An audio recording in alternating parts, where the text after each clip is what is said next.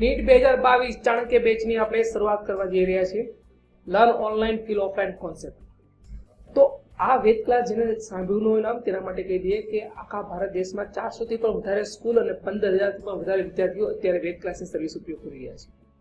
તો આપણે આ વેદ ક્લાસની એપ્લિકેશનમાં કયા કયા ફીચર મળે તે થોડું જાણી લઈએ. તો ચાણક્ય બેચમાં આપણે દરરોજ 2.5 કલાકનું લાઈવ લેક્ચર રાખેલું છે. આ લેક્ચરનું રેકોર્ડિંગ પણ તમને મળી જશે. આ લેક્ચરની આધારે એનું નોટ્સ છે તે પણ તમને પીડીએફ ફોર્મેટમાં એપ્લિકેશનમાં અવેલેબલ થઈ જશે. અને આ લેક્ચરના આધારિત જે ડીપીપી અને વીકલી ટેસ્ટનું આયોજન કરવામાં આવ્યું છે તે પણ રેગ્યુલર બેઝ ઉપર થશે. તો હવે આપણે જાણીએ મટીરિયલ વિશે. તો મટીરિયલમાં સૌથી પહેલી વસ્તુ તમને કહી દઈએ કે જે આપણે સ્લોગન છે learn online feel offline concept, એમાં ફીલ ઓફલાઈન હકીકતમાં થાય છે. તો અત્યારે જે ઓફલાઈન જે સિસ્ટમમાં આપણે ભણીએ છીએ તેમાં આપણે શું હોય છે કે કોચિંગ કે આપણા સ્કૂલ દ્વારા આપણે એક મટીરિયલ પ્રોવાઈડ કરવામાં છે અને તેના આધારે જ આપણે ભણવામાં આવે છે, બરાબર. તો અહીંયા પણ એ જ વસ્તુ બનશે. વેદ ક્લાસનું પોતાનું મટીરિયલ આપણે તમને ઘરે હોમ ડિલિવરી કરવામાં આવશે, જેમાં ટોટલી જ આખા વર્ષનો તમને એમાં સિલેબસ કમ્પ્લીટલી વ્યવસ્થિત ફોર્મેટમાં આપેલો હશે. તો ચાણક્ય બેચની શરૂઆત ક્યાંથી થવાની તે જોઈ લઈએ. તો 27 સપ્ટેમ્બર 2021 થી આપણે ચાણક્ય બેચની શરૂઆત કરીએ છીએ. અને જે વિદ્યાર્થીને કદાચ આ વેદ ક્લાસની જાણતા ન હોય તેને કહી દઈએ કે આપણે ટોટલ 20 દિવસનો ડેમો રાખેલો છે અને 15 ઓક્ટોબર સુધી બધા જને એપ્લિકેશન ટોટલી ફ્રીમાં રાખવામાં આવી છે. એપ્લિકેશનની જે પ્રાઇસ જે જાણવા માંગતા હોય તો આ એપ્લિકેશનની પ્રાઇસ છે ટોટલ 20,000 રૂપિયા. નીટ 2022ના કોર્સની ચાણક્ય બેચની એટલે કે ટોટલ ફી થશે 20,000 રૂપિયા.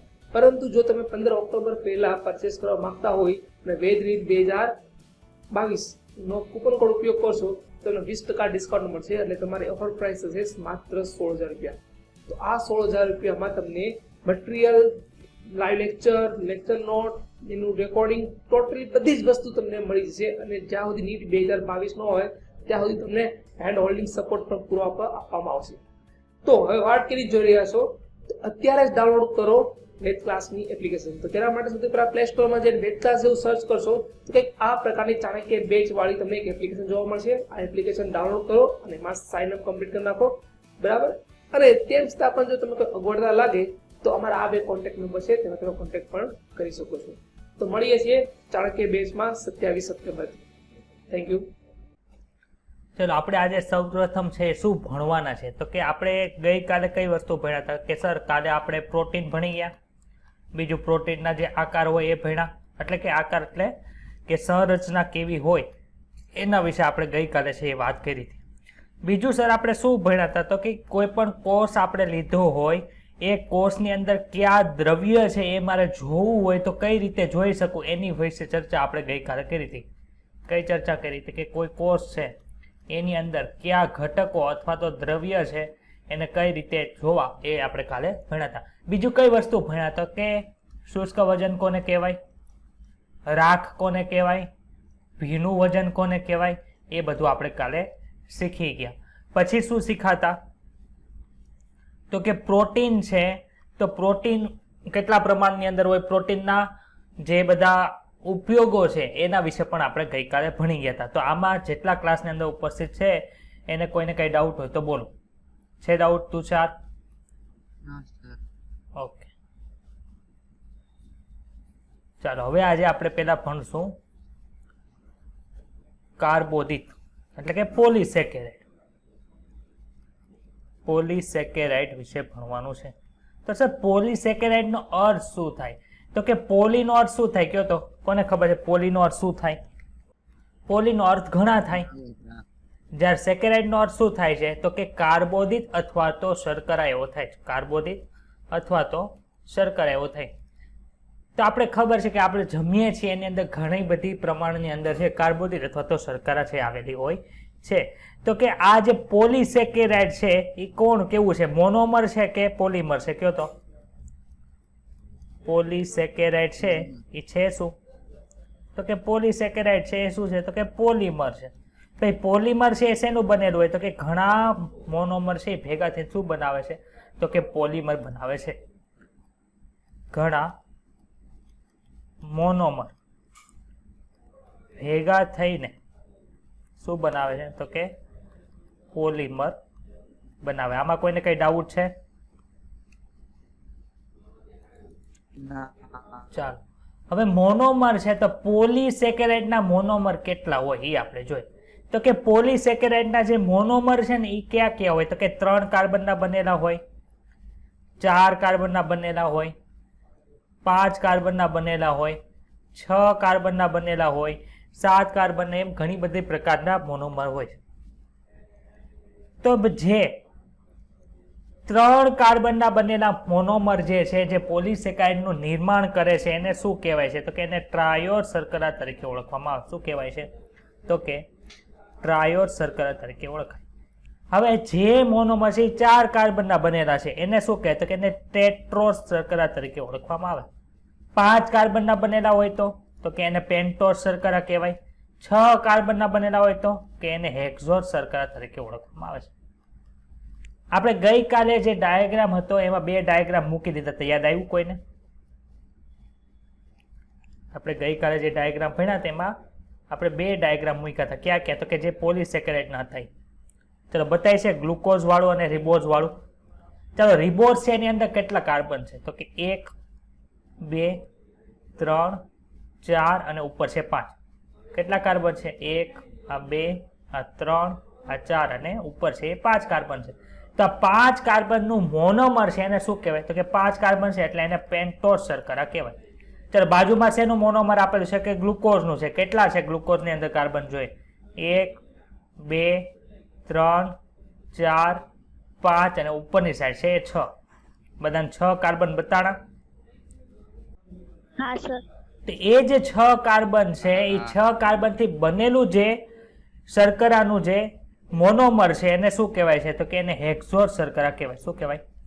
હેક્ઝોસ શર્કરા તરીકે ઓળખવામાં આવે છે. તો ચાલો હવે આ એના થઈ મોનોમરની વાત.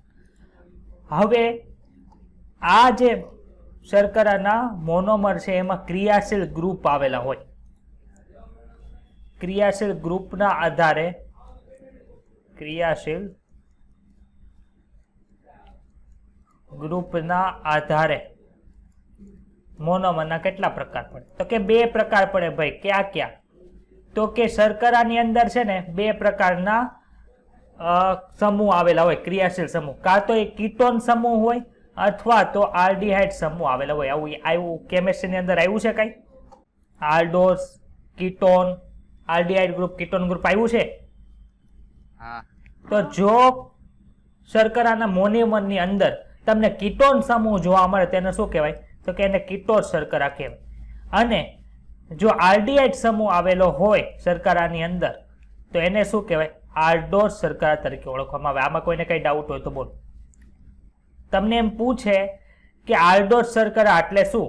તો કે જે શર્કરાની અંદર આલ્ડીહાઇડ આવેલો હોય એને આલ્ડોસ શર્કરા કહેવાય. અને કીટોસ શર્કરા એટલે તો કે જે શર્કરાની અંદર છે કીટોન છે એ ક્રિયાશીલ સમૂહ તરીકે આવેલું હોય એને શું કહેવાય છે? તો કે કીટોસ શર્કરા તરીકે ઓળખવામાં આવે છે. સર આલ્ડોસ શર્કરાને ઉદાહરણ આપો ને. તો કે 6 કાર્બન ધરાવતી આલ્ડોસ શર્કરાના ઉદાહરણ આપો. તો ક્યાં ક્યાં છે? તો કે ગ્લુકોઝ છે. સર 6 કાર્બન ધરાવતી કીટોસ શર્કરાનું ઉદાહરણ આપો ને. તો કે જે ફ્રુક્ટોઝ જે છે એ શું છે? તો કે એ 6 કાર્બન ધરાવતું કીટોસ શર્કરા છે. આમાં કોઈને કઈ ડાઉટ છે? ચાલો 6 કાર્બન ધરાવતી શર્કરાને શું કહેતા હતા આપણે? કયો તો કેવી શર્કરા કહેતા હતા 6 કાર્બન ધરાવતી શર્કરાને? ટ્રાયોસ, ટેટ્રોસ, પેન્ટોસ કે હેક્ઝોસ? હેક્ઝોસ કહેતા હતા. તો ગ્લુકોઝને આપણે કેવી કહી શકીએ? તો કે ગ્લુકોઝ છે એને એક તો આલ્ડોસ શર્કરા છે તો એને આલ્ડો હેક્ઝોસ શર્કરા તરીકે ઓળખવામાં આવે. જ્યારે ફ્રુક્ટોઝ છે એ કેવી શર્કરા છે? તો કે ફ્રુક્ટોઝ છે એ 6 કાર્બન ધરાવતી કીટોઝની શર્કરા છે. તેને શું કહેવાય? કીટોહેક્ઝોસ તરીકે ઓળખવામાં આવે. આ બે ની અંદર કોઈને કઈ ડાઉટ હોય તો બોલી જાઓ. છે ડાઉટ કોઈને? બધાને ખબર પડી? હા. ચાલો સર હવે તમે અમને ડાયાગ્રામ બતાવો કે જેની અંદર અમે ફ્રુક્ટોઝ, ગ્લુકોઝ અને ગેલેક્ટોઝની અંદર જે ક્રિયાશીલ સમૂહ આવેલા છે અમને ખબર પડે. તો તમારા ડાયાગ્રામ બુકની અંદર છે તમને આવી ડાયાગ્રામ આપેલી હશે. જેની પાસે ડાયાગ્રામ બુક હોય એમાં તમે જો બતાવી છે. તો પેલું શું આપેલું છે? તો કે પેલું જે સમૂહ છે એ ગ્લુકોઝ છે, એટલે કે પેલી શર્કરા ગ્લુકોઝની છે. બીજી કઈ છે? તો કે બીજી ગેલેક્ટોઝ છે, અને ત્રીજી છે કઈ છે? તો કે ફ્રુક્ટોઝ છે. ચાલો, ગ્લુકોઝ અને ગેલેક્ટોઝ ની અંદર તમને શું જોવા મળે છે? તો કે એમાં તમને આલ્ડીહાઇડ સમૂહ જોવા મળે છે. બધાને બતાવું આલ્ડીહાઇડ સમૂહ. તો તમે આલ્ડીહાઇડ સમૂહ ધરાવતી હેક્ઝોસ શર્કરાની અંદર અહીંયા ગેલેક્ટોઝ નું નામ પણ લખી શકો. તમને ગેલેક્ટોઝ પૂછે તો ગેલેક્ટોઝ પણ કેવી શર્કરા? તો કે આલ્ડોહેક્ઝોસ શર્કરા છે. તો સર બંને આલ્ડોહેક્ઝોસ છે, તો એની અંદર ફરક શું છે? તો કે એની અંદર જે ફરક છે ને એ કાર્બનની જે શૃંખલા હોય એની અંદર જે OH છે એની ગોઠવણી ઉપર આધાર રાખે. ચાલો આપણે જોઈએ. આ પહેલો કાર્બન, આ બીજો કાર્બન, ત્રીજો, ચોથો, પાંચમો અને છઠ્ઠો કાર્બન. બાજુની અંદર શું છે? તો કે ગેલેક્ટોઝ છે, એમાં કાર્બન ગણો કેટલા છે? 1 2 3 4 5 6, એટલે હેક્ઝોસ શર્કરા થઈ બંને. પહેલા કાર્બન ઉપર આલ્ડીહાઇડ ગ્રુપ છે એટલે આલ્ડોહેક્ઝોસ છે. ફરક ક્યાં છે? જો બીજા કાર્બન ઉપર સેમ ટુ સેમ આપણને જોવા મળે છે, ત્રીજા કાર્બનમાં પણ આપણને સેમ ટુ સેમ જોવા મળે છે, પરંતુ ચોથા કાર્બનની અંદર ગ્લુકોઝની વાત કરતા હોય તો એમાં OH છે એ આપણને જમણી બાજુએ જોવા મળે છે, જ્યારે ગેલેક્ટોઝની અંદર ચોથા કાર્બનની અંદર આપણને OH છે એ ડાબી બાજુએ જોવા મળે છે. આથી ગ્લુકોઝ અને ગેલેક્ટોઝ છે બંને કેવા પડી ગયા? અલગ પડી ગયા. હવે વાત કરીએ ફ્રુક્ટોઝની. તો ફ્રુક્ટોઝ કેવી શર્કરા છે ભાઈ? તો કે આપણે એવું ભણ્યા કે ફ્રુક્ટોઝ એ કીટોહેક્ઝોસ શર્કરા છે, એટલે કે એમાં કીટોન સમૂહ પણ હશે અને સાથે સાથે 6 કાર્બન હોવા જોઈએ. ચાલો ગણી. 1 2 3 4 5 6 કાર્બન થઈ ગયા ભાઈ. તો હેક્ઝોસ શર્કરા થાય. હવે કીટોન સમૂહ ક્યાં આવ્યું છે? તો કે બીજા કાર્બન ઉપર છે આપણને કીટોન સમૂહ જોવા મળે. આથી આ શર્કરા કેવી છે? કીટોહેક્ઝોસ શર્કરા છે. સર આ બંધારણ છે એ નીટના બાયોલોજીના પેપરની અંદર પૂછાઈ શકે? તો કે આ બંધારણને તમારે ગોખવાનું નથી કે યાદ રાખવાનું નથી. શું કામે? તો કે આ ડાયાગ્રામ આપણે ખાલી સમજવા માટે લખ્યો છે, એટલે કે ઓનલી ફોર અન્ડરસ્ટેન્ડિંગ પર્પઝ માટે આ મૂકેલો છે. આમાંથી પૂછાઈ શકે નહીં પ્રશ્ન. આમાં કોઈને કઈ ડાઉટ હોય તો બોલો. છે ડાઉટ? ના સર. બધાને એટલું ક્લિયર સમજાણું? હા સર. હા સર. ચાલો સર, તમે ક્યારના તો આ બધી વાત કરી, શેની વાત કરતા હતા? તો કે મોનોમરની વાત કરતા હતા. તો આપણે આ ભણવાનું શું છે? તો કે પોલીસેકેરાઇડ છે. પોલીસેકેરાઇડ આપણે હમણાં ભણે કે પોલીસેકેરાઇડ છે શું? તો કે એ પોલીમર છે. તો કે પોલીમરના બે ઉદાહરણ આપો. ક્યાં ક્યાં બે ઉદાહરણ? તો એક તો છે સેલ્યુલોઝ છે અને બીજું છે સ્ટાર્ચ છે. ભાઈ સેલ્યુલોઝ શેનો પોલીમર છે? તો કે સેલ્યુલોઝને તમે તોડો શું મળે? તો કે સેલ્યુલોઝને તમે તોડો તો ગ્લુકોઝ જ મળે. સ્ટાર્ચને તોડો તો શું મળે? તો કે સ્ટાર્ચને તોડો તો પણ ગ્લુકોઝ જ મળે. સર એવું કેમ કે ગ્લુકોઝને જોડો તો સેલ્યુલોઝ બને અને ગ્લુકોઝને જોડો તો સ્ટાર્ચ બને? એમાં કઈ ફરક હોય? તો કે આપણે સ્ટાર્ચ અને ગ્લુકોઝ, સ્ટાર્ચ અને સેલ્યુલોઝનું બંધારણ છે તમને ડાયાગ્રામ બુકની અંદર આપ્યું છે. એના આધારે તમને ખબર પડશે કે બંનેની અંદર ફરક શું છે. ચાલો બધાને બંધારણ બતાય છે? બધાને બંધારણ બતાવું. આટલો ભાગ છે ને એ તો વધારાનો છે, આ ભાગ છે એ વધારાનો છે, એટલે એ કઈ કામનો નથી. ચાલો ડાબી બાજુએ તમને આપ્યું છે એ શું છે? તો કે સ્ટાર્ચ છે. જમણી બાજુએ તમને આપ્યું છે એ શું છે? તો કે જમણી બાજુ છે એ તો સેલ્યુલોઝ છે. તો જો શું ફરક પડે છે? તો કે સ્ટાર્ચ છે એમાં ગ્લુકોઝના બે મોનોમર છે ક્યાં બંધથી જોડાયેલા છે? તો કે 1,4 લિંકેજ, એટલે કે પહેલો અને ચોથો કાર્બન છે એ ગ્લુકોઝમાં જોડાયેલા છે. કેવું જોઈ રહ્યું છે? તો કે આલ્ફા ગ્લુકોઝ છે એ મોનોમર તરીકે છે. જ્યારે બાજુમાં શું છે? તો કે બાજુમાં 1,4 લિંકેજ જ જોવા મળે છે ગ્લુકોઝની, પરંતુ કેવો ગ્લુકોઝનો મોનોમર છે? તો કે બીટા ગ્લુકોઝનો મોનોમર છે. સર આલ્ફા ગ્લુકોઝ અને બીટા ગ્લુકોઝ શું? તો કે આલ્ફા ગ્લુકોઝની અંદર તમને પહેલા કાર્બનની અંદર OH છે એ નીચે જોવા મળે છે, જ્યારે બીટા કાર્બનની બીટા ગ્લુકોઝની અંદર તમને OH છે એ ઉપરની બાજુ જોવા મળે છે. આવું ક્યારે થાય? તો કે ગ્લુકોઝ છે આ બંધારણ તો આપણે હમણાં જ ભણી ગયા, ઉપર ભણ્યું હતું. તો એમાં ફરક શું થાય? તો કે જે સાદો રેખીય ગ્લુકોઝનો જે અણુ છે એ જ્યારે ચક્રીયકરણ પામે ત્યારે OH ની ગોઠવણીને આધારે, ક્યાં OH ની ગોઠવણીના આધારે? તો કે પહેલા કાર્બન ઉપર જે OH છે એની ગોઠવણીના આધારે છે તે આખું ડિસ્ટ્રીબ્યુશન થાય છે. તો આમાં કોઈને કઈ ડાઉટ છે? આ પણ ખાલી સમજવા માટે જ મૂકેલું છે, તમને ખબર પડે કે ગ્લુકોઝ છે એ કઈ રીતે જોડાય ત્યારે સ્ટાર્ચનું નિર્માણ થાય ને કઈ રીતે જોડાય ત્યારે સેલ્યુલોઝનું નિર્માણ થાય, એટલે તમારે ગોખવું પડે નહીં. ઓનલી ફોર અન્ડરસ્ટેન્ડિંગ પર્પઝ માટે તે આપણે આ ડાયાગ્રામ મૂકેલો છે. આને આપણે ગોખવાનો નથી. તો અહીંયા સુધી કોઈને કઈ ડાઉટ છે? ના સર. સર તમે અમને બે વસ્તુ ભણાવી. કે ભણાવી? તો કે ગ્લુકોઝના બે પોલિમર ભણાવ્યા. સર હવે એક ફ્રુક્ટોઝનું પોલિમર તો કયો? તો કે ફ્રુક્ટોઝ છે એ એકબીજા સાથે જોડાઈને શું બનાવે? તો કે એક પ્રકારનું પોલિમર બનાવે જેને ઇન્યુલિન કહેવાય. ચાલો, ઇન્યુલિન શેનું બનેલું છે કયો તો? ફ્રુક્ટોઝ જોડાઈને બનેલું છે. તો ફ્રુક્ટોઝ શું છે? પ્રોટીન છે કે પોલિસેકેરાઇડ છે? હા, તો ઇન્યુલિન પણ શું હોય? તો કે પોલિસેકેરાઇડ હશે. પણ સર ઇન્યુલિનની સાથે સાથે કન્ફ્યુઝન કરે એવો શબ્દ છે, એક વખત નીટની અંદર પૂછાઈ ગયો છે કે ઇન્સ્યુલિન. ચલો, ઇન્સ્યુલિન કઈ યાદ આવે છે? ઇન્સ્યુલિનનું કાર્ય શું હોય? તો કે સર ઇન્સ્યુલિન છે ને એ તો ગ્લુકોઝને ગ્લાયકોજનની અંદર ફેરવે. આવું ભણશું આપણે. તો ઇન્યુલિન છે આપણે ભણ્યા શું છે? તો કે પોલિસેકેરાઇડ. પણ ઇન્સ્યુલિન શું છે? તો કે ઇન્સ્યુલિન એક પ્રકારનો પ્રોટીન છે. એટલે ઇન્સ્યુલિનને તોડો તો તમને શું મળશે? તો કે એમિનો એસિડ મળશે. જ્યારે ઇન્યુલિનને તોડો તો શું મળશે? તો કે ફ્રુક્ટોઝ મળશે. આ બંને વચ્ચેનો ભેદ છે, ખબર પડી બધાને કે ડાઉટ છે? છે ડાઉટ કોઈને આમાં? ના સર. બધાને ક્લિયર થયું? હા સર. ચાલો હવે આપણે એક છે ને પોલિમર દોરીએ છીએ. શેનો પોલિમર છે? તો કે પોલિસેકેરાઇડ નો પોલિમર છે. અહીં લખે પોલિસેકેરાઇડ છે. તો આ પોલિસેકેરાઇડ ના બે છેડા છે. એક તો છે આ ડાબી બાજુનો છેડો અને આ છે જમણી બાજુનો છેડો છે. તો આની એક ખાસિયત છે, ડાબી બાજુનો છેડો છે ને એ કોઈને રિડક્શન કરી શકતો નથી. એટલે કે નોન રિડ્યુસિંગ એન્ડ છે. આ નોન રિડ્યુસિંગ એન્ડ છે. ભાઈ રિડક્શન એટલે શું થાય કયો તો મને? રિડક્શન એટલે શું થાય? તો કે સર જેનો પાસે હાઇડ્રોજન આવે ને એને રિડક્શન કહેવાય. જે હાઇડ્રોજન ગુમાવી નાખે એનું ઓક્સિડેશન થયું એવું કહેવાય. આવું ભણ્યા? તમે નથી ભણ્યા કેમિસ્ટ્રીમાં?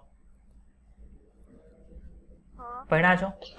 પરંતુ ઓક્સિડેશન અને રિડક્શન ની બીજી એક વ્યાખ્યા છે કે જેની ઓક્સિડેશન આંખની અંદર વધારો થાય એને શું કહેવાય? ઓક્સિડેશન થાય. એટલે કે ઓક્સિડેશન અવસ્થા જેની વધે છે, એટલે કે જે ઇલેક્ટ્રોનનું દાન કરે છે એનું શું થાય છે? તો કે ઇલેક્ટ્રોન જે દાન કરે એનું પોતાનું ઓક્સિડેશન થાય. જે ઇલેક્ટ્રોન મેળવે એને શું કહેવાય? એનું રિડક્શન થયું એવું કહેવાય. તો જે જમણો છેડો છે એ શું કરે છે? તો કે એ ઇલેક્ટ્રોન આપે છે. ઇલેક્ટ્રોન આપે એટલે શું થાય? તો કે બીજાનું રિડક્શન કરે છે. આથી જમણા છેડાને રિડ્યુસિંગ એન્ડ તરીકે ઓળખવામાં આવે છે. ખબર પડી? એટલે કે જે જમણો છેડો છે એ શું કરે છે? તો કે બીજાનું રિડક્શન કરે છે.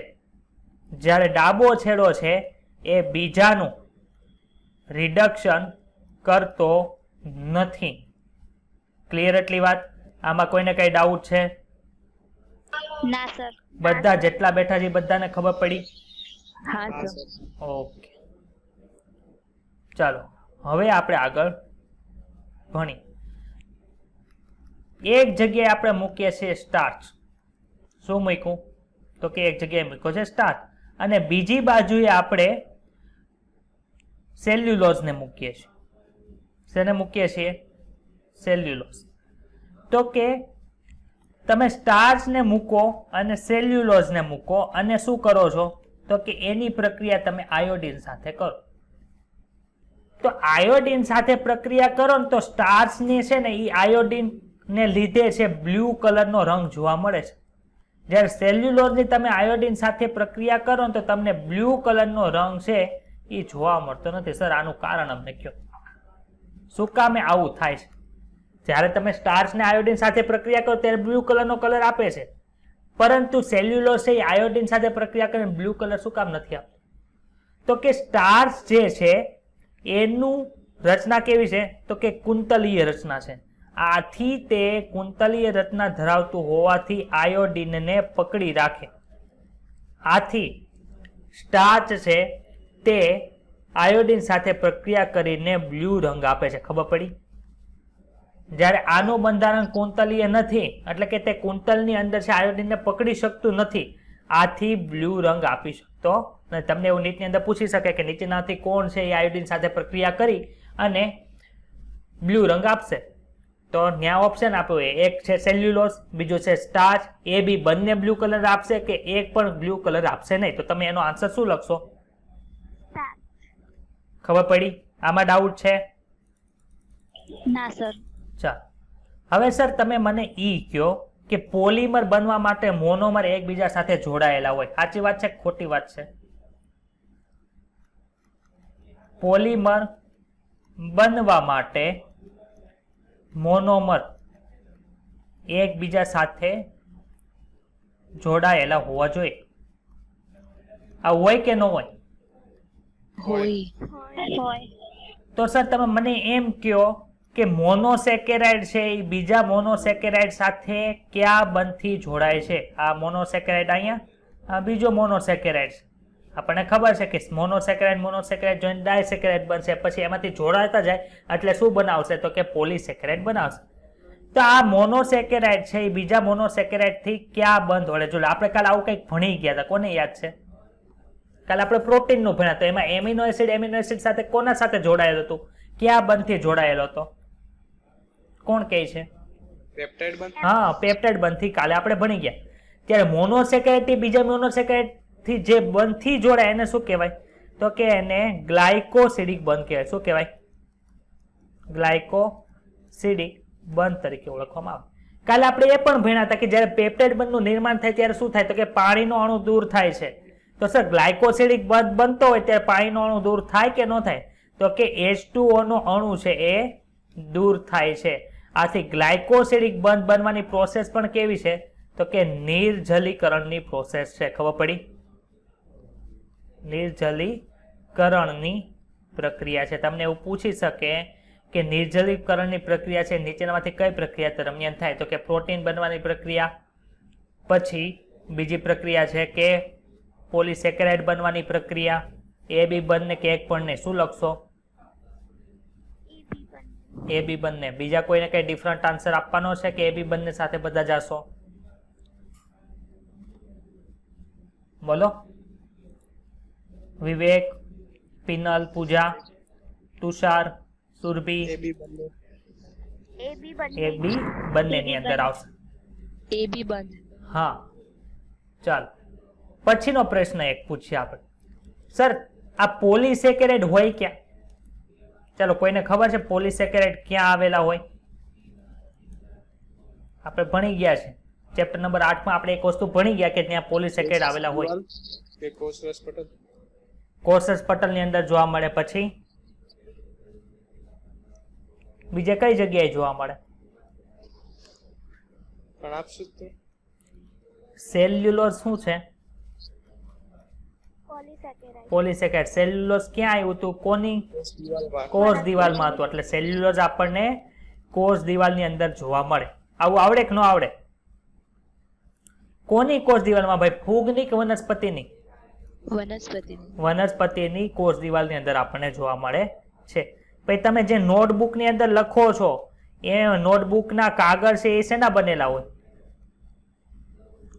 નોટબુકના જે કાગળ તમે લખો છો એ શેના બનેલા? તો કે સર એ પણ સેલ્યુલોઝના જ બનેલા હોય છે. એટલે તમને કોઈ પૂછે કે સેલ્યુલોઝ તમે કયો છો એ કઈ કઈ જગ્યાએ જોવા મળે? તો કે વનસ્પતિના કોષની અંદર એ જોવા મળે, કોષ દિવાલની અંદર, અને નોટબુકના કાગળની અંદર પણ જોવા મળે છે. તો આમાં કોઈને કઈ ડાઉટ છે તો બોલો.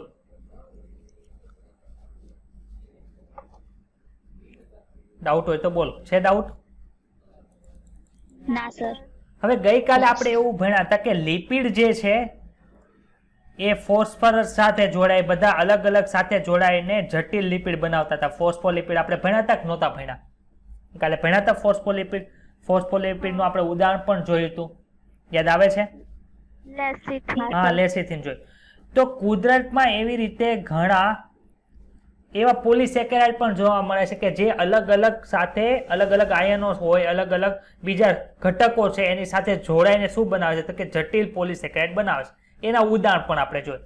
તો કે કુદરતમાં એવા ઘણા પોલીસેકેરાઇડ છે જે બીજા ઘટકો સાથે જોડાઈને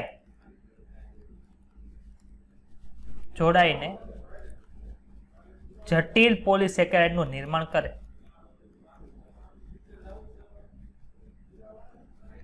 ભાઈ આ તમારે જટિલ પોલિસેકેરાઇડનું નિર્માણ કરવું હોય તો એમાં મોનોમર જોવે કે ન જોવે? કયો તો કોઈ પણ પોલિસેકેરાઇડ અથવા તો કોઈ પણ પોલિમરનું તમારે નિર્માણ કરવું હોય તો મોનોમર જોવે ને એનું પુનરાવર્તન થઈને આપણને પોલિમર મળે છે. તો હવે આ જટિલ પોલિસેકેરાઇડનું નિર્માણ તમારે કરવું હોય તો શું જોવે? તો કે જટિલ મોનોમર જોવે. તો સર જટિલ મોનોમર નામને એક્ઝામ્પલ આપો ને, એટલે કે એના એકમ નામને એક્ઝામ્પલ આપો કે કોણ કોણ છે. તો કે એમિનો શર્કરા, એમિનો શર્કરા શર્કરા જ છે પણ એની સાથે કોણ હશે? તો કે એમિનો સમૂહ છે જોડાઈ ગયો એટલે એવી શર્કરાને શું કહે? તો કે એમિનો શર્કરા તરીકે ઓળખવામાં આવે. બીજી કેવી શર્કરા? તો કે એક એવી શર્કરા છે કે જે રાસાયણિક સ્વરૂપથી પરિવર્તિત થયેલી હોય, એટલે કે રાસાયણિક સ્વરૂપથી પરિવર્તન પામેલી શર્કરા. ભાઈ એવી શર્કરાનું એક્ઝામ્પલ આપો ને. તો કે એક છે ગ્લુકોઝ એમાઇન, બીજું કોણ છે? તો કે બીજું છે N acetyl galactosamine, N acetyl galactosamine છે, એમાઇન. ખબર પડી? આમાં કોઈને કઈ ડાઉટ હોય તો બોલો. છે ડાઉટ? ના સર. જટિલ પોલિસેકેરાઇડ તમારે બનાવવો પણ જટિલ પોલિસેકેરાઇડ માટે તમારી પાસે જટિલ મોનોમર તો હોવો જોઈએ. એ મોનોમરના એક્ઝામ્પલ તમને પૂછે તો કે શર્કરા છે એમિનો સમૂહ સાથે ઘણા બધા સમૂહ જોડાયેલા હોય તેને એમિનો શર્કરા કહેવાય. અથવા તો બીજા શર્કરા છે પણ એ રાસાયણિક સ્વરૂપથી પરિવર્તન પામેલી હોય તેને શું કહેવાય? ગ્લુકોઝ એમાઇન અથવા તો એન એસિટાઇલ ગેલેક્ટો એમાઇન છે. એ શેના ઉદાહરણ છે? તો કે જટિલ પોલિસેકેરાઇડના ઉદાહરણ છે. તો સર હવે જટિલ પોલિસેકેરાઇડનું ઉદાહરણ આપો. જટિલ પોલિસેકેરાઇડનું ઉદાહરણ આપ કે જેનાથી શું બને છે? તો કે જેનાથી આખી પોલિસેકેરાઇડ બની ગઈ હોય. તો કે આપણે સંધિપાદ સમુદાયના પ્રાણી ભણશું. સંધિપાદ સમુદાયના પ્રાણીઓની અંદર શું જોવા મળે? તો કે બાહ્ય કંકાલ જોવા મળે છે. હવે આ પ્રાણીઓની અંદર જે બાહ્ય કંકાલ હોય એ શેનું બનેલું હોય? તો કે બાહ્ય કંકાલ છે એ કાઇટિનનું બનેલું હોય. હવે આ કાઇટિન શું છે? તો કે જે આ કાઇટિન છે એ એન એસિટાઇલ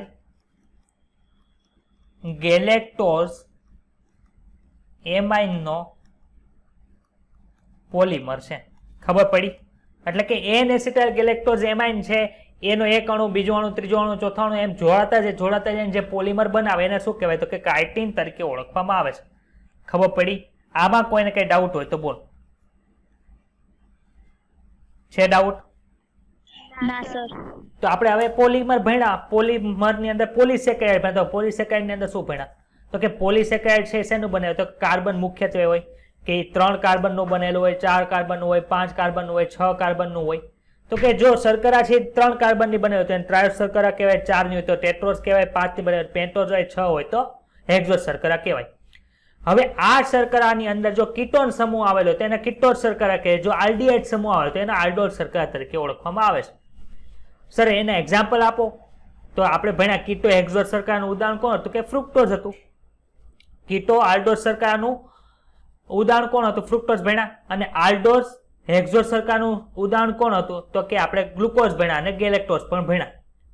હવે સર આ વાત થઈ મોનોમરની. હવે મોનોમર જોડાઈને પોલિમર બનાવે તો પોલિસેકેરાઇડના જે મોનોમર છે એને આપણે મોનોસેકેરાઇડ કહેવાય, જે ગ્લુકોઝ, ગેલેક્ટોઝ અને ફ્રુક્ટોઝ હતા.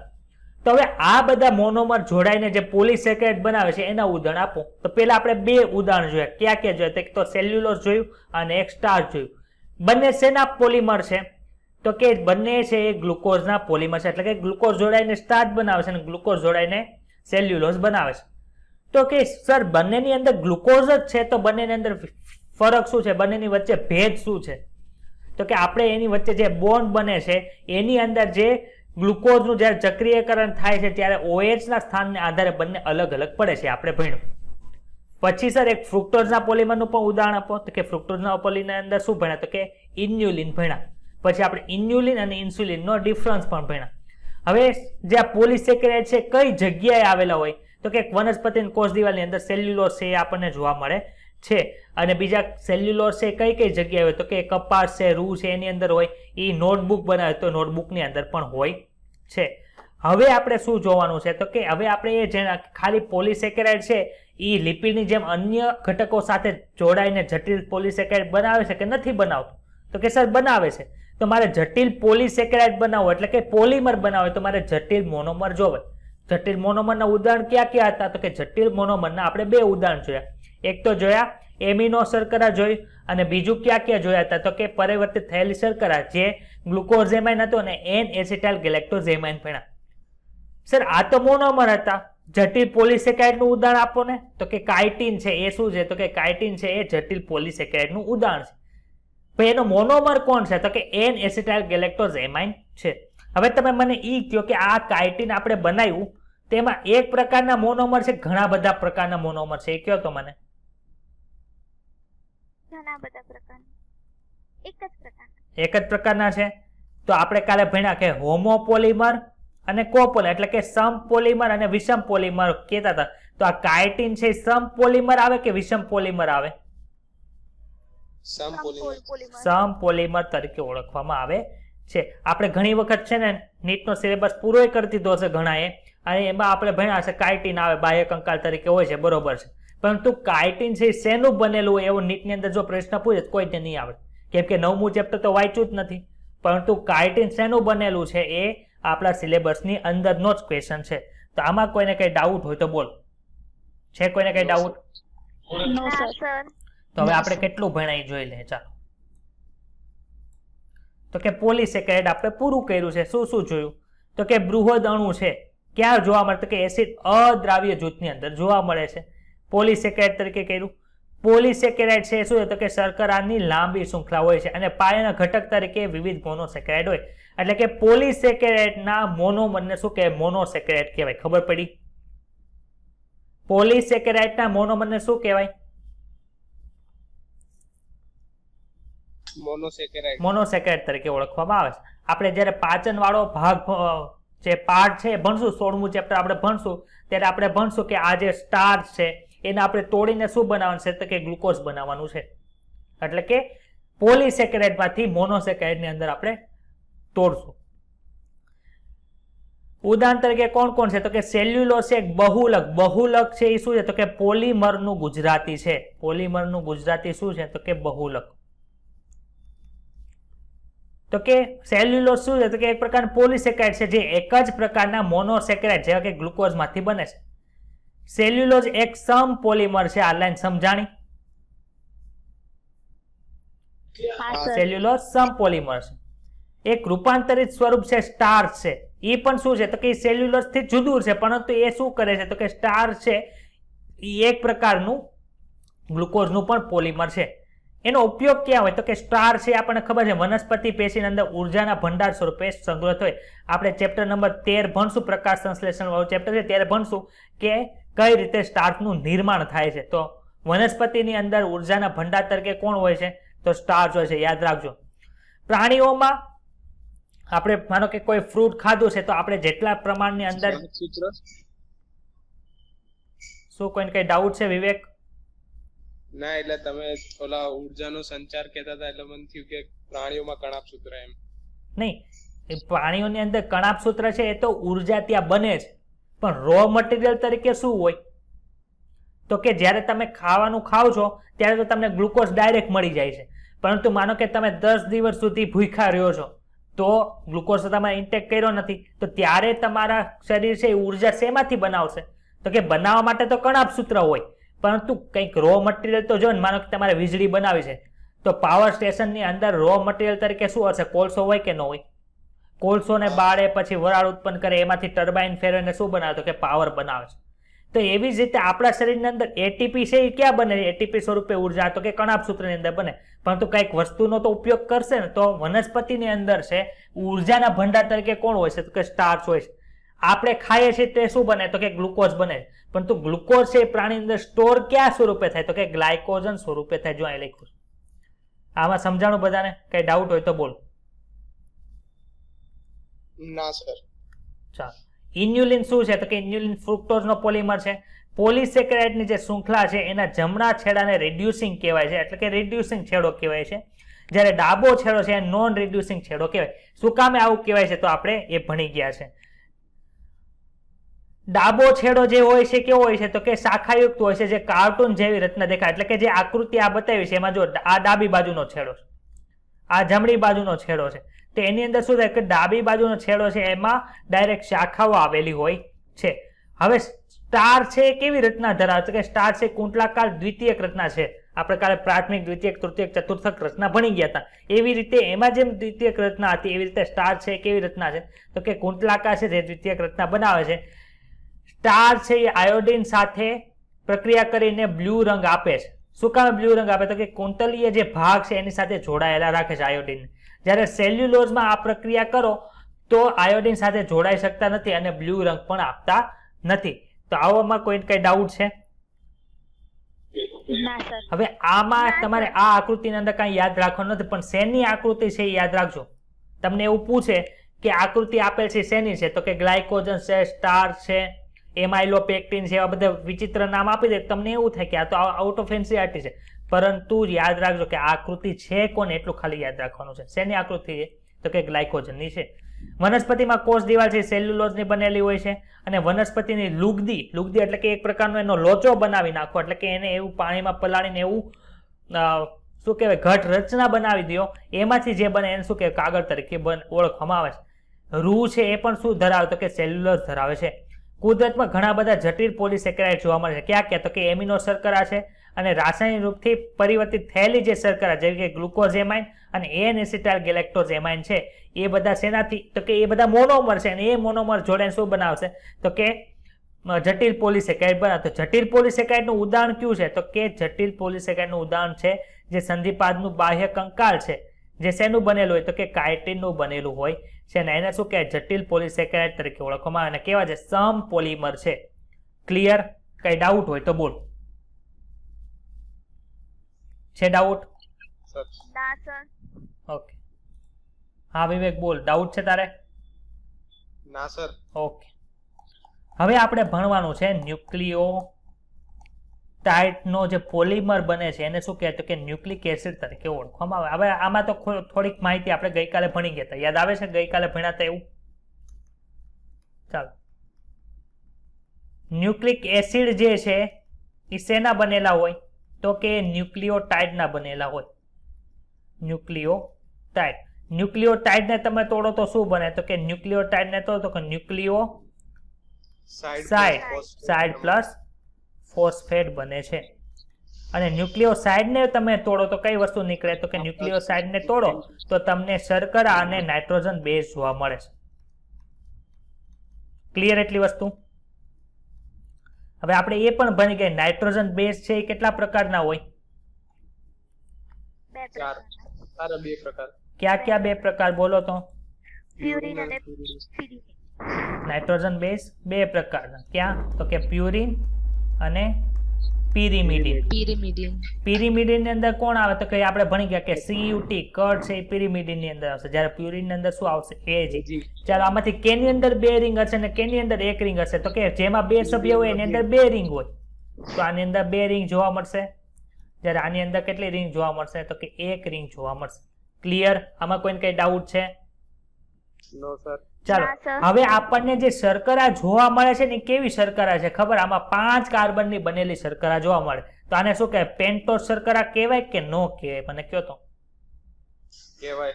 પેન્ટોઝ શર્કરા કહેવાય. હવે પેન્ટોઝ શર્કરાની અંદર છે ને આવી રચના આપણને છે એ જોવા મળે છે.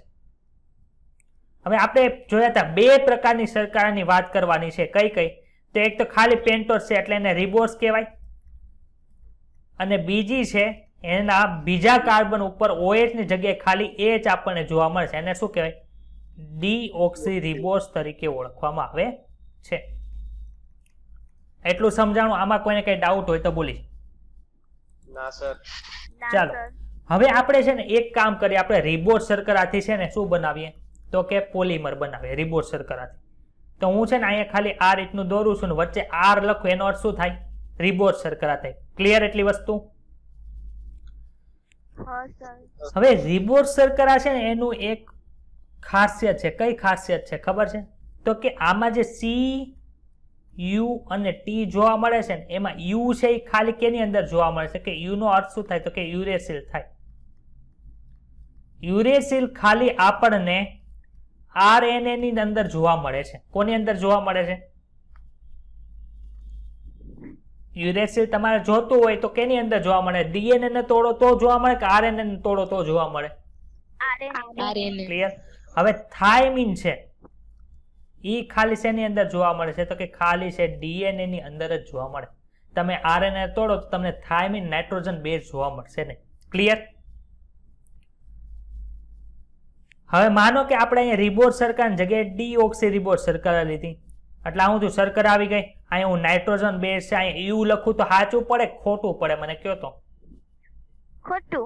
શું કામ? તો કે DNA ની અંદર યુરેસિલ છે આપણને જોવા મળતું નથી. તો અહીંયા આપણે લખીએ થાઇમિન. ચાલો અહીંયા બીજું લખીએ. આ છે એ મેં નાઇટ્રોજન બેઝ ની સાથે શર્કરા મેં જોડેલી છે. એ ન્યુક્લિયોસાઇડ છે કે ન્યુક્લિયોટાઇડ છે? ન્યુક્લિયોસાઇડ. રેડી? આ ન્યુક્લિયોસાઇડ થઈ ગયા. ચાલો હું અહીંયા હવે ફોસ્ફેટ દોરું તો આ ફોસ્ફેટ દોરું છું એ શું છે મને કયો તો. ન્યુક્લિયોટાઇડ થઈ. ક્લિયર? એટલી વસ્તુ બધાને કે ડાઉટ છે? ચાલો આ ફોસ્ફેટ છે એ આ ડીઓક્સી રિબોઝ શર્કરા છે એની સાથે કયા બંધથી જોડાય? તો કે આ છે ને એ એસ્ટર બંધથી જોડાયેલું હોય. કેવા બંધથી જોડાયેલું હોય? એસ્ટર બંધથી. ફોસ્ફેટ છે એ ન્યુક્લિયોસાઇડ સાથે કયા બંધથી જોડાય છે? તો કે એસ્ટર બંધથી જોડાય છે. અહીંયા પણ શું આવશે? એસ્ટર બંધ આવશે કે નહીં આવે? ચાલો આ નાઇટ્રોજન બેઝ છે આપણને ખબર છે આની અંદર કેટલા કાર્બન છે ભાઈ? શર્કરાની અંદર કેટલા કાર્બન છે? 1 2 3 4 કે 5 કે 6? આપણે આ શર્કરાને કેવું નામ આપ્યું છે મને કયો તો? પેન્ટોઝ હેક્ઝોઝ. હમણાં કીધું તું, યાદ આવે છે? પેન્ટોઝ શર્કરા એટલે એની અંદર કેટલા કાર્બન હોવા જોઈએ? 5 કાર્બન હશે. તો સર તમે મને ઈ કહો કે નાઇટ્રોજન બેઝ છે કેટલામાં કાર્બન સાથે જોડાય છે અને ફોસ્ફેટ છે કેટલા કાર્બન સાથે જોડે? તો કે નાઇટ્રોજન બેઝ છે ને પહેલા કાર્બન સાથે જોડાશે. કેટલામાં કાર્બન સાથે? જ્યારે ફોસ્ફેટ છે કેટલામાં કાર્બન સાથે જોડાશે? 5માં કાર્બન સાથે. એટલે આ રચના છે એને શું કહેવાય છે? તો કે આને ન્યુક્લિયોટાઇડ કહેવાય. આમાં કોઈને કઈ ડાઉટ હોય તો બોલ. છે ડાઉટ? ના સર. ચાલો હવે આપણને એ ખબર છે કે ન્યુક્લિક એસિડ છે એ શું છે? તો કે પોલિમર છે. તો આપણે આને પોલિમર બનાવવા હોય તો મોનોમરને જોડવા પડે કે ન જોડવા પડે? જોડવા પડે. તો ચાલો હવે આપણે જોડી. તો કે આ જે 5મા કાર્બન સાથે જે ફોસ્ફેટ છે એની આગળ રહેલો જે ન્યુક્લિયોટાઇડ છે એના 3જા કાર્બન સાથે જોડાય છે. કેટલામાં કાર્બન સાથે જોડાય છે? કેટલામાં કાર્બન સાથે જોડ્યો મને કયો તો? 3જા કાર્બન ને. તો એ પણ કયા બંધથી જોડાય? તો કે એસ્ટર બંધથી જોડાશે. તો આખું તમને એમ પૂછે કે એક ન્યુક્લિયોસાઇડ છે બીજા ન્યુક્લિયોસાઇડ સાથે કયા બંધથી જોડાયેલો હોય? તો કે 2 એસ્ટર બંધ છે. તેને શું કહેવાય? તો કે ફોસ્ફરસ એ આવી ગયું એટલે એને ફોસ્ફો. 2 એસ્ટર બંધ છે એટલે ડાય એસ્ટર બંધ તરીકે ઓળખવા. એટલે કે ફોસ્ફો ડાયએસ્ટર બંધ છે એના દ્વારા ન્યુક્લિયોસાઇડ છે એકબીજા સાથે જોડાયેલા હોય છે. ખબર પડી? આમાં કોઈને કઈ ડાઉટ છે? ના સર. હવે આવી એક લાઈન હોય પછી અહીંયા બીજી લાઈન હોય. તો કે જો 2 લાઈન તમને જોવા મળે ને બંને એકબીજાની વિરુદ્ધ દિશાની અંદર હોય તો આને શું કહે? તો કે આમાં કઈ શર્કરા વાપરી ભાઈ તમે? ડીઓક્સી રિબોઝ કે રિબોઝ? ડીઓક્સી રિબોઝ છે કે રિબોઝ શર્કરા છે? ડીઓક્સી રિબોઝ શર્કરા છે. રેડી? અહીંયા વચ્ચે ડી લખ્યું છે, યાદ આવ્યું? તો આને શું કહેવાય? ડીએનએ કહેશું. પરંતુ 2 શૃંખલા વાળું હોય તો એને ડબલ સ્ટ્રેન્ડેડ ડીએનએ કહેવાય. જો એક જ શૃંખલા હોય તો એને શું કહેવાય? સિંગલ સ્ટ્રેન્ડેડ ડીએનએ કહેવાય. આ ખબર પડી? હવે માનો કે આની જગ્યાએ તમે આરએનએ બનાવો છો એટલે કે રિબોઝ શર્કરા યુઝ કરશો તો કેટલી વસ્તુ ફરક પડશે? તો કે જે થાઇમિન હશે એની જગ્યાએ શું હશે? તો કે યુરેસિલ હશે. અને ડીઓક્સી રિબોઝ શર્કરા હશે એની જગ્યાએ શું હશે? તો કે રિબોઝ શર્કરા હોય. માનો કે તમે આ રીતનું બનાવો, અહીંયા મૂકો છો રિબોઝ શર્કરા, અહીંયા તમે બનાવો છો યુરેસિલ.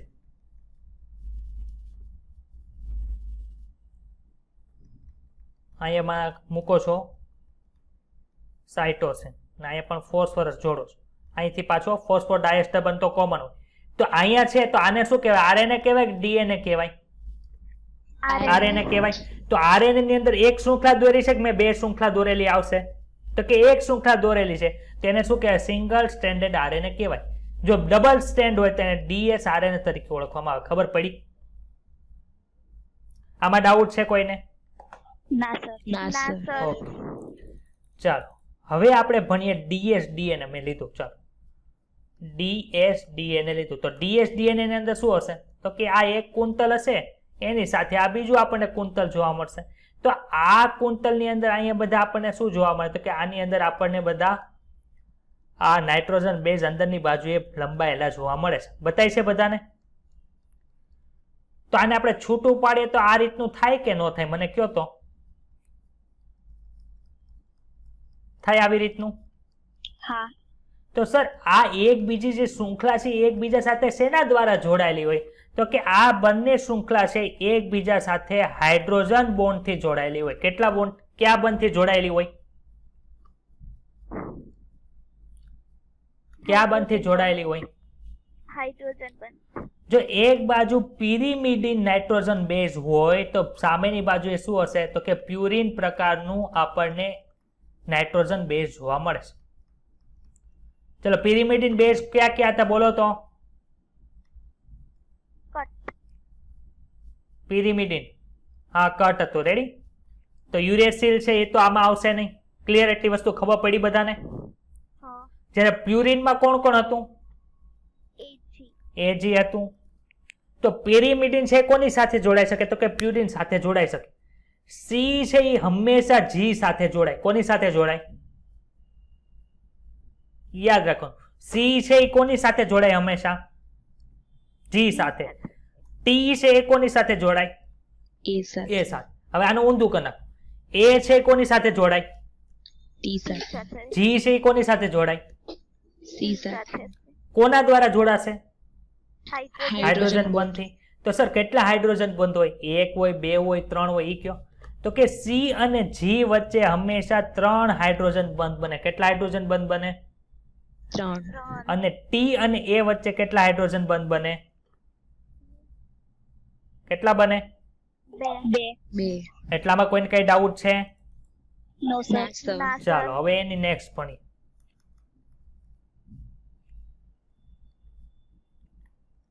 આ એક શૃંખલા, આ બીજી શૃંખલા. ચાલો હું અહીંયા છે ને એક શૃંખલા આખી લખું છું, એની સામેની શૃંખલા તમારે મને કહેવાની.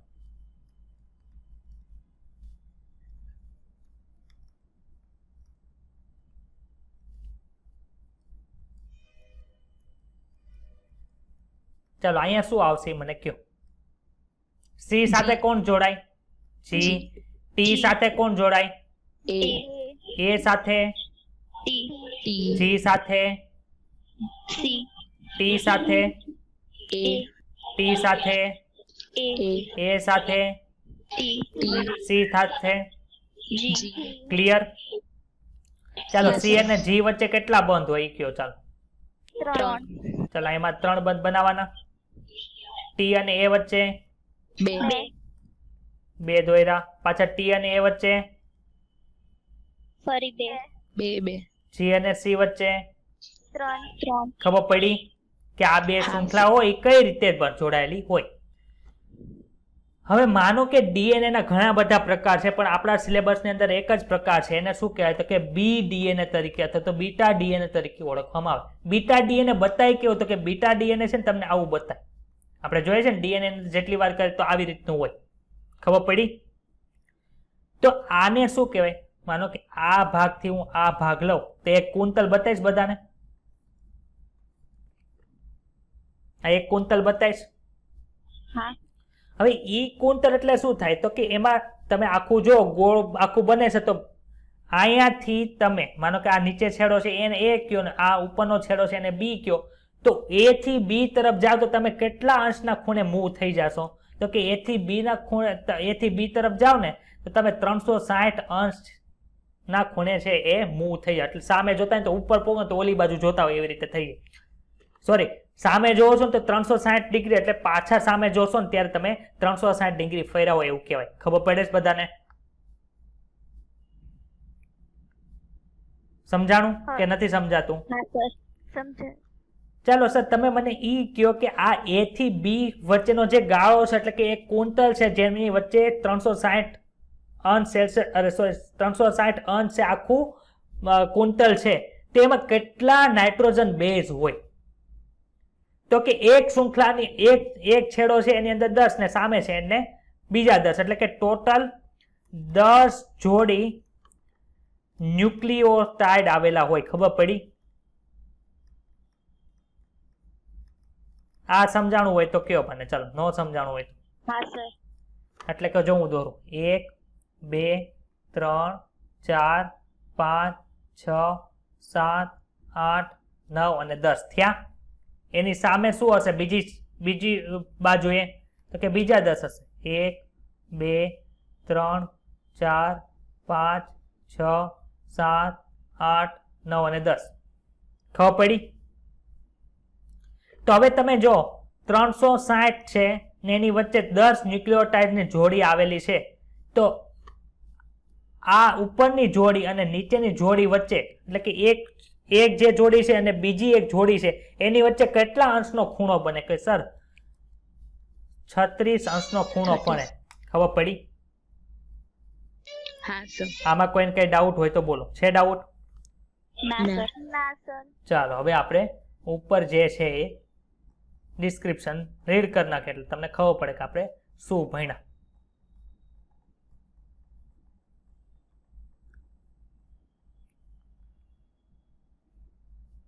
ચલો આ આપણે ભણી ગયા ન્યુક્લિક એસિડ છે એ શું છે તો કે ગૃહદણુ છે, પોલીસેકેરાઇડ છે, પોલીપેપ્ટાઇડ સાથે જેવી રીતે જોડાવામાં મદદ કરે છે એવી જ રીતે કેવું છે ન્યુક્લિક એસિડ છે એ શું છે એક પ્રકારનું પોલિમર છે જે પોલીસેકેરાઇડ અને પોલીપેપ્ટાઇડ સાથે જોડાઈને કોઈ પણ જીવન પેશી અને કોષના વાસ્તવિક ગૃહદણુનો ભાગ બનાવે છે. ન્યુક્લિક એસિડ છે ન્યુક્લિયોટાઇડના જોડાથી બને છે. એક ન્યુક્લિયોટાઇડની વાત કરો 3 ભિન્ન પ્રકારના રાસાયણિક ઘટકો છે. એક છે વિષમચક્રીય આયોજન જેને શું કે નાઇટ્રોજન બેઝ કહેવાય, બીજું છે મોનોસેકાઇડ અને ત્રીજું છે ફોસ્ફોરિક એસિડ અથવા તો ફોસ્ફેટ આયન તરીકે પણ કહીએ. ફોસ્ફોરિક એસિડ કોને કહેવાય? H3PO4 ને ફોસ્ફોરિક આયન કહેવાય, ફોસ્ફોરિક એસિડ કહેવાય. જ્યારે PO4 ને શું કે ફોસ્ફેટ આયન તરીકે ઓળખવામાં આવે છે. આકૃતિમાં આપણે હમણાં નીચે જોશું એમાં નાઇટ્રોજન બેઝ છે એડેનિન, ગ્વાનિન, યુરેસિલ, સાઇટોસિન અને થાઇમિન હોય છે. એડેનિન ગ્વાનિન છે ક્યાં છે તો કે પ્યુરિન છે જ્યારે બાકીના પિરિમિડિન છે. પ્યુરિન છે અને પિરિમિડિન છે એ એક પ્રકારની વિષમચક્રી રંગ છે એટલે કે સરખી રિંગ નથી. પોલિયોન્યુક્લિયોટાઇડ જે છે એની અંદર જે તમને શર્કરા જોવા મળે છે કેવી શર્કરા તો કે રિબોસ છે, કેવી તો કે મોનોસેકાઇડ છે, પેન્ટોસ શર્કરા છે એટલે કે 5 કાર્બનની છે. અથવા તો 2-ડીઓક્સી રિબોસ. 2 શું કામ લાગ્યું તો કે બીજા કાર્બન ઉપર ઓક્સિજન દૂર થયો એટલે કે ડીઓક્સી શર્કરા 5 કાર્બન એટલે કે રિબોસ અને બીજા ઉપર એટલે 2-ડીઓક્સી રિબોસ તરીકે ઓળખવામાં આવે. જે ન્યુક્લિક એસિડમાં ડીઓક્સી રિબોસ તરીકે ઓળખવામાં આવે છે. હવે ડીઓક્સી રિબોસ થી જે આપણે ન્યુક્લિક એસિડ બને શું કે ડીઓક્સી રિબો ન્યુક્લિક એસિડ એટલે કે ડીએનએ કહેવાય ને જેમાં રિબોસ શર્કરા હોય એને શું કે રિબો ન્યુક્લિક એસિડ અથવા તો આરએનએ તરીકે ઓળખવામાં આવે છે. હવે આ ડાયાગ્રામ બધાને સમજાય છે?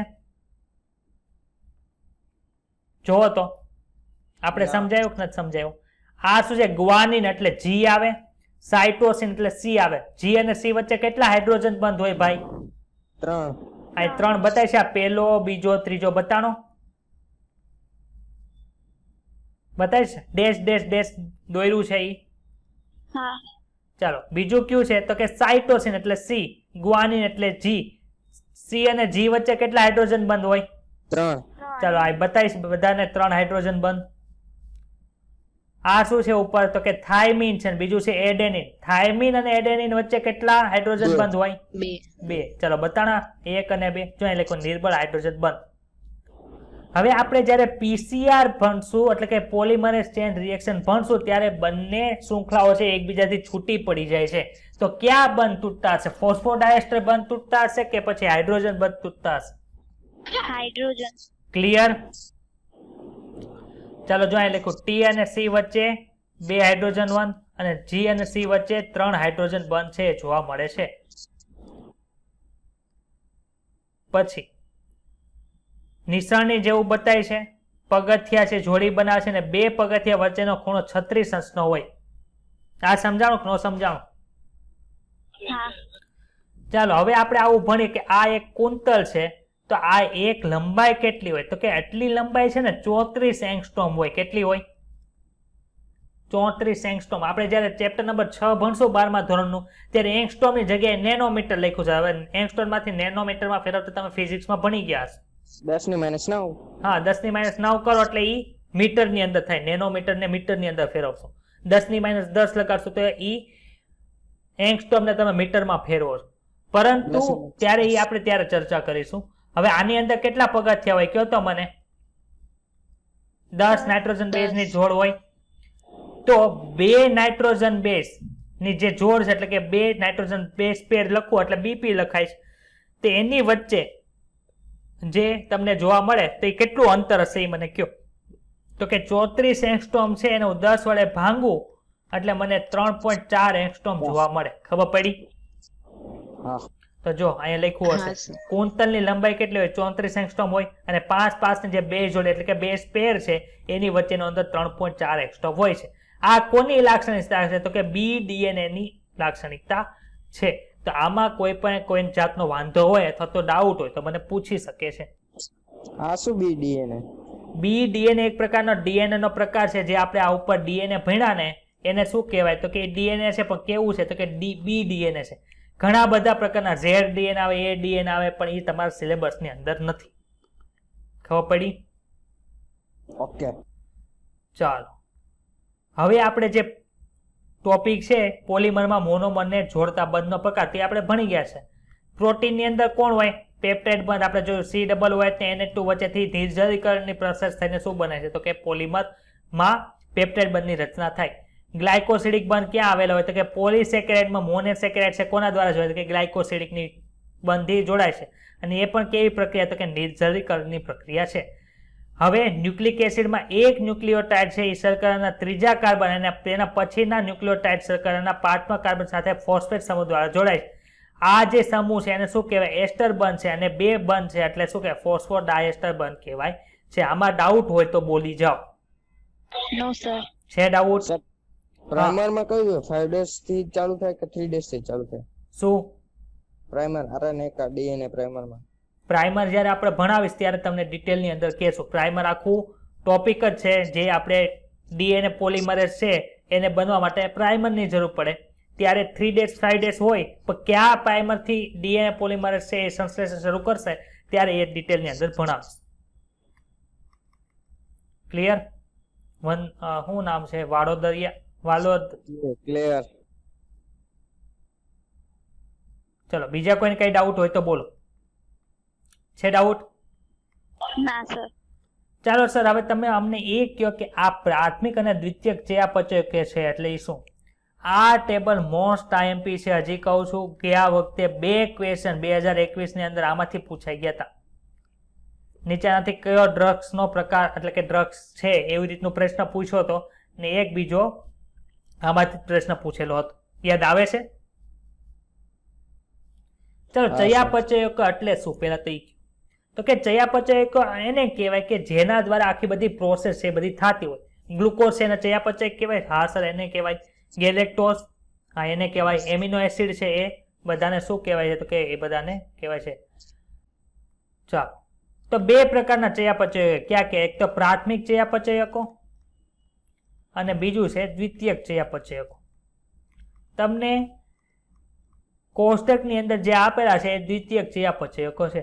પ્રાથમિક ચયાપચયકો છે આવેલા નથી. તો પ્રાથમિક ચયાપચયકો છે એ કહેવાય કોને?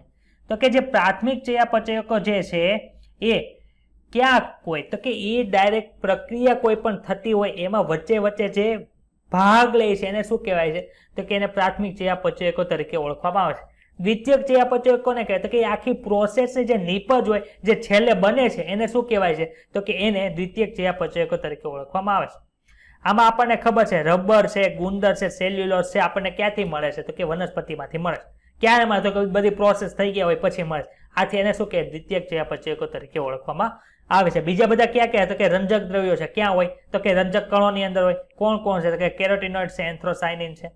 આલ્કેલોઇડ છે. આલ્કેલોઇડની અંદર કોણ આવે? તો કે મોર્ફિન અને કોડિન આવે છે. આપણા સિલેબસની અંદર મોર્ફિન છે. આપણે ચેપ્ટર નંબર 8 12મા ધોરણનું ભણશું એટલે કે 12.8મું ચેપ્ટર ભણશું ત્યારે મોર્ફિનનો આપણે ઉલ્લેખ કરશું. ટર્પેનોઇડ છે. શું? ટર્પેનોઇડ છે એ કોણ છે તો કે મોનોટર્પિન અને ડાયટર્પિન, જેમાં કઈ યાદ રાખવાનું નથી. ટર્પિન્સ ઉપર ટર્પેનોઇડ હોય એટલે આરામથી યાદ રહી જાય.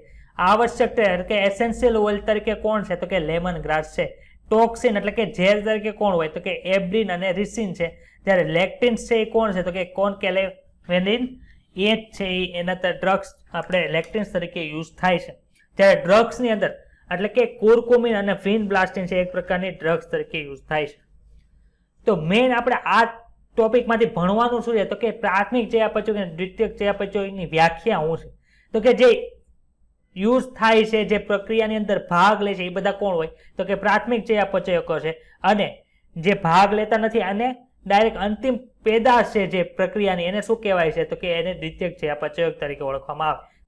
ચલો, જીવન સજીવોના અસંખ્ય નાના મોટા સંયોજનો અલગીકરણ છે તે રસાયણ વિજ્ઞાનનો કુતૂહલ પ્રેરક દ્રષ્ટિકોણ છે. સજીવોની સંરચના આધારિત છે એ બધું અલગ અલગ થાય છે અને શક્ય હોય તો તેને સંશ્લેષિત પણ કરવામાં આવે છે. આપણને ખબર છે કે કોઈ પણ વસ્તુ આપણને ખબર પડે કઈ રીતે બને છે તો આપણે તમે કેમિસ્ટ્રીની અંદર પોલિમર પદાર્થોની અંદર ભણતા હશો કે કુદરતી રબર આવે અને સંશ્લેષિત રબર આવે. એટલે કે બંને શક્ય કેમ થયું તો કે જો શક્ય હોય તેને બનાવીને સંશ્લેષિત કરવામાં આવે છે. જો કોઈને જૈવ અણુની એક યાદી બનાવી હોય તો હજારો કાર્બનિક રસાયણો છે જેવા કે એમિનો એસિડ, શર્કરા વગેરેનો તમે સમાવેશ કરી શકો છો. આપણે આવા જૈવ અણુઓને શું કહેવાય તો કે ચયાપચયકો કહેવાય. ચયાપચય આખી પ્રોસેસ છે, હમણાં નીચે હું સમજાવીશ. પરંતુ ચયાપચયકો કોને કહે કે જે ચયાપચયની જે પ્રક્રિયા છે એમાં ભાગ લે એને શું કહેવાય ચયાપચયકો તરીકે ઓળખવામાં આવે છે. પ્રાણી પેશીમાં આવેલા બધા જ સંયોજનોની કક્ષાઓને આકૃતિ 9.1 માં દર્શાવે છે. આપણે 9.1 ની અંદર ભણ્યા હતા. આકૃતિ યાદ આવે છે? લેસિથિન છે, પછી ન્યુક્લિયોસાઇડ છે, પછી ફેટી એસિડનો અણુ હતો, ગ્લિસરોલનો અણુ હતું, ટ્રાઇગ્લિસરાઇડનો જે અણુ હતો, યાદ આવ્યું આવું બધું? એ બધું છે શું તો કે એ બધા છે એ શું કરે છે તો કે પ્રક્રિયાની અંદર ભાગ લે છે એટલે એને શું કહેવાય પ્રાથમિક ચયાપચયકો તરીકે ઓળખવામાં આવે છે. જ્યારે કોઈ વનસ્પતિ, ફૂગ કે સૂક્ષ્મજીવોનું કોષ વિશ્લેષણ કરે ત્યારે આ પ્રાથમિક ચયાપચયકો સિવાયના હજારો રસાયણો જેવા કે આલ્કેલોઇડ્સ, ફ્લેવિનોઇડ્સ, રબર, આવશ્યક તેલ, પ્રતિજૈવિક દ્રવ્ય, રંગીન રંજક દ્રવ્ય, પરફ્યુમ, ગુંદર, મસાલા આપણને જોવા મળે છે, જેને આપણે શું કહેવાય દ્વિતીયક ચયાપચયકો કહેવાય છે. પ્રાથમિક ચયાપચય જ્ઞાત કાર્ય કરે છે એટલે આપણને ખબર ગ્લુકોઝ શું કામ કરે તો કે ઉર્જાના ઉત્પાદનની અંદર આપણને મદદરૂપ થાય છે. આ ખબર છે કે નથી ખબર આપણને કાર્ય તો કે જે પ્રાથમિક ચયાપચયકો છે એ શું કરે છે કે જ્ઞાત કાર્ય કરે એટલે કે એના કાર્ય આપણને ખબર છે, પરંતુ અને બીજું શું કરે છે કે દેહ ધાર્મિક પ્રોસેસની અંદર મહત્વનો ભાગ ભજવે છે. પરંતુ આ બધા દ્વિતીયક ચયાપચયકની ભૂમિકા કે કાર્યો નથી જાણતા. પણ એમાંથી ઘણા બધા જે કે રબર છે, ઔષધ છે, મસાલા છે, પરફ્યુમ અને રંજક દ્રવ્ય છે એ મનુષ્યના કલ્યાણ માટે ઉપયોગી છે. ભાઈ આમાં ઔષધ એટલે શું તો કે ડ્રગ્સ છે. એનો અર્થ એ નથી કે જે બધા વ્યસન માટે ડ્રગ્સ યુઝ કરે છે. આપણે જ્યારે મેડિકલની અંદર તમે મુંબઈ કે એ રીતે જાઓ તો એમાં ડ્રગિસ્ટ લખ્યું હોય, કેમિસ્ટ અને ડ્રગિસ્ટ એવું લખ્યું હોય, જોયું છે? મેડિકલની અંદર લખ્યું એટલે ડ્રગ્સનો બીજું નામ શેની માટે પણ ઉપયોગ થાય તો કે ઔષધ તરીકે પણ ઉપયોગ થાય છે. ખબર પડી? છે ડાઉટ આમાં કોઈને કાંઈ? ના સર. ઓકે. કેટલાક દ્વિતીયક ચયાપચયકો આર્થિક અગત્યતા ધરાવે છે અને આગળના પ્રકરણો તેમજ વર્ષોમાં તમે આનો વિસ્તૃત અભ્યાસ કરશો. હવે આપણે જોઈએ કે ચયાપચય એટલે શું. ચયાપચય કોને કહેવાય તો કે ચયાપચય છે ને બે શબ્દનું બનેલું છે. એક તો ચય છે અને બીજું છે અપચય પ્રક્રિયા. બે પ્રક્રિયા ભેગી થાય એટલે એને ચયાપચય કહેવાય. ચયાપચય એટલે કે આપણા શરીરની અંદર જેટલી પ્રક્રિયા થાય એનો સરવાળો કરી નાખો એને શું કહેવાય ચયાપચયની પ્રક્રિયા કહેવાય.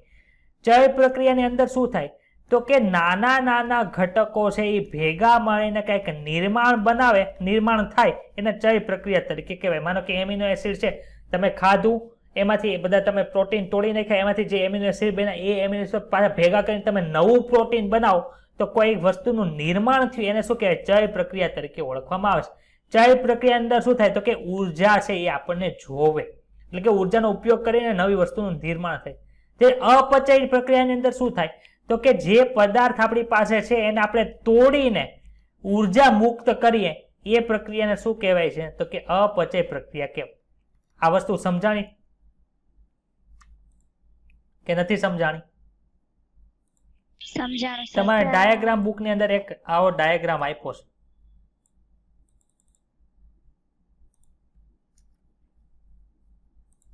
બતાવો ડાયાગ્રામ. તેમાં શું થાય કે ચય પ્રક્રિયાની અંદર થાય શું તો કે નાના નાના અણુઓ ભેગા મળીને મોટા અણુનું નિર્માણ કરે છે અને ઉર્જાની જરૂર પડે. જો અહીંયા ઉર્જા તમે વાપરી છે, બહારથી લીધેલી છે. ત્યારે અપચય પ્રક્રિયાની અંદર શું થાય? તો કે મોટો અણુ તૂટીને નાના નાના અણુઓનું નિર્માણ કરે છે અને ઉર્જા મુક્ત થાય છે. જો આ મોટો અણુ છે એ તૂટી ગયો અને તમને શું મળે છે? ઉર્જા મળે છે. ખબર પડી? આપણે ખબર ગ્લુકોઝ છે કેટલા કાર્બનનું બનેલું હોય? આપણે હમણાં જ ભણ્યા 6 કાર્બનનું બનેલું હોય કે નહીં? તેમાંથી તમે 6 CO2 ના અણુ દૂર કરો ને જે ઉર્જા મળે છે એનો આપણે ઉપયોગ કરીએ. મારે આ હાથના ઊંચો કરવો છે તો આ ઊંચો ક્યારે થાય? તો કે એટીપી સ્વરૂપે ઉર્જા મળે ત્યારે. એટીપી બન્યું ક્યારે? તો કે એમાં ગ્લુકોઝના અણુઓ છે તૂટ્યા હશે માઇટોકોન્ડ્રિયા એટલે કે કણપસૂત્રની અંદર, અને પછી શું બને છે? તો કે પછી આપણને એનર્જી મળે છે. ક્લિયર? ચય પ્રક્રિયા કઈ જગ્યાએ થાય? તો કે CO2 ના 6 અણુ વાતાવરણની અંદર હશે, ઈ હરિતકણની પાસે જશે અને ત્યાં કેલ્વિન સાયકલની મદદથી આખો ગ્લુકોઝનો અણુ બન્યો. તેમાં શું થયું? ઉર્જા સ્ટોર થઈ. તો પેલા ઉર્જા તમે વાપરી, ઉર્જાનો ઉપયોગ કર્યો અને પછી તમે એને ઉર્જાનો સ્ટોર કર્યો. તેને શું કહેવાય? ચય પ્રક્રિયા તરીકે ઓળખવામાં આવે. ખબર પડી બધાને? તો ચયાપચય પ્રક્રિયાને ઇંગ્લિશની અંદર મેટાબોલિઝમ કહેવાય છે. યાદ રાખજો. મેટાબોલિઝમ એટલે શું? તો કે તમારા શરીરની અંદર જેટલી પ્રોસેસ થાય છે, 2 જ પ્રકારની પ્રોસેસ થાય. કાં કંઈક બનવાની થતી હોય, કાં કંઈક તૂટવાની થતી હોય. બીજી કાંઈ પ્રક્રિયા આપણા શરીરની અંદર થતી નથી. તો એ બધીનો સરવાળો કરો એટલે બધી બનવાની પ્રક્રિયા આવે, બધી તૂટવાની પ્રક્રિયા, એટલે એને શું કહેવાય? ચયાપચયની પ્રોસેસ અથવા તો મેટાબોલિઝમ તરીકે ઓળખવામાં આવે. કઈ ડાઉટ છે આમાં? હા કે ના? ના સર. ચાલો હવે આપણે ભણીએ. ખાલી થિયરી છે, કાંઈ કામની નથી. તો કે શરીર ઘટકોની ગતિક અવસ્થા અથવા તો ચયાપચયની સંકલ્પના એટલે કે મેટાબોલિઝમ મારે કોને કહે? ખાલી રીડ કરવાનું છે. શું છે? તો કે જોઈએ કે આપણે અત્યાર સુધી જે અભ્યાસ કર્યો તેના અનુસંધાનમાં સજીવ પછી સાધારણ બેક્ટેરિયા હોય, પ્રજીવ હોય, વનસ્પતિ હોય, પ્રાણી હોય, આ બધા હજારો કાર્બનિક રસાયણોના બનેલા છે. અને આ રસાયણોની કોઈ સાંદ્રતા ફિક્સ હોય જે આપણા કોષની અંદર જોવા મળે છે. તેને તમે મોલ પ્રતિ કોષ, મોલ કોને કહેવાય ખબર છે ને બધા? તમે કેમિસ્ટ્રી અંદર ભણી ગયા છો. તો એ મોલ પ્રતિ કોષ છે અથવા તો મોલ પ્રતિ લીટર છે એ ફિક્સ હોય છે. એના કરતા વધતી પણ નથી, એના કરતા ઘટતી પણ નથી. સંશોધન દ્વારા એક મુખ્ય જાણકારી પ્રાપ્ત થઈ કે તે અનુસાર જૈવ અણુઓમાં શું થાય? અદલા બદલી થતી રહે. માનો કે તમે અત્યારે શું ખાવ જમો છો? તો કે ગુલાબ જાંબુ ખાવ, પછી પાછું તમે વરિયાળીનું શરબત પીવો છો, થોડીક વાર થાય પછી તમે રસગુલ્લા ખાઓ છો. તો એને લીધે શું થાય? તો કે તમારા જે પક્વાશયની આજુબાજુના જે કોષો છે કે જે બધું શોષણ કરે છે ત્યાં ગ્લુકોઝની સાંદ્રતા વધતી જાય છે. પણ સર અહીંયા તો એવું કીધું કે કોઈ પણ વસ્તુની સાંદ્રતા ચોક્કસ હોય છે. તો વધારાનું જે ગ્લુકોઝ છે એનું થયું શું?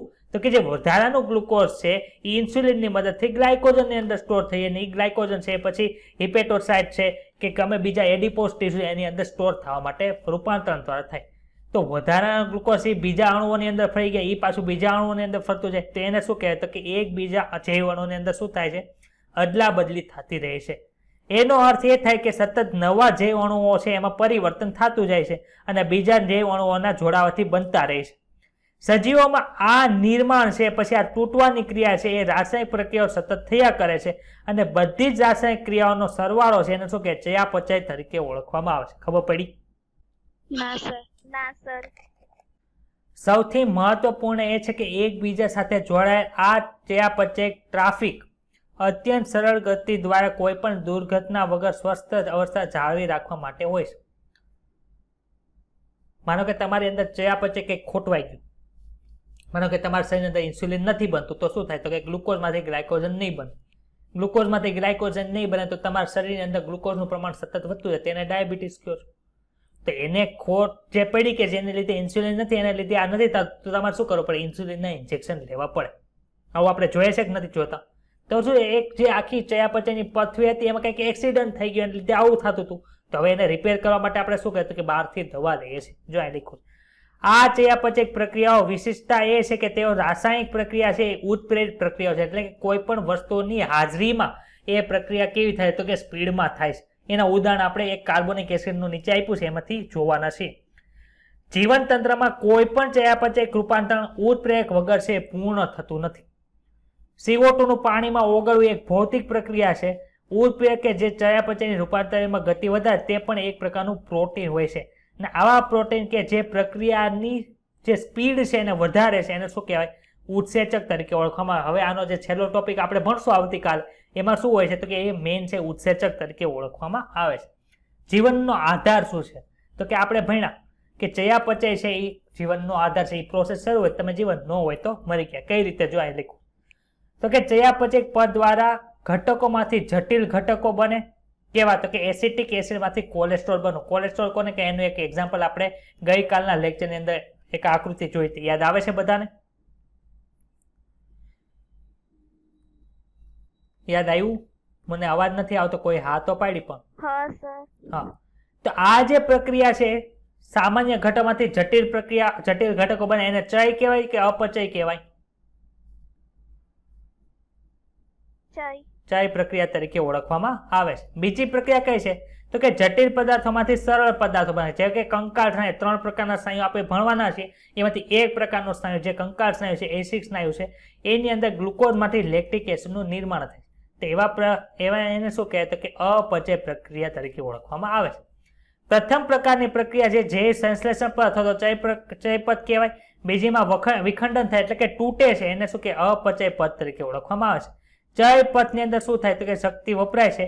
એમિનો એસિડમાંથી પ્રોટીનના નિર્માણની શક્તિની આવશ્યકતા રહે છે, જ્યારે બીજી તરફ અપચય પથમાં શક્તિ મુક્ત થાય છે.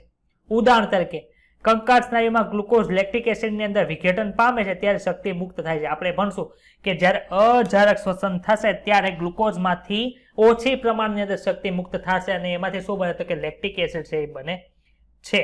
બીજું શું છે જો આ લખો, આ ચયાપચય પદ દ્વારા ગ્લુકોઝમાંથી લેક્ટિક એસિડનું નિર્માણ થાય તે 10 ચયાપચય ચરણોની અંદર પૂર્ણ થાય, જેને ગ્લાયકોલિસિસ તરીકે ઓળખવામાં આવે છે.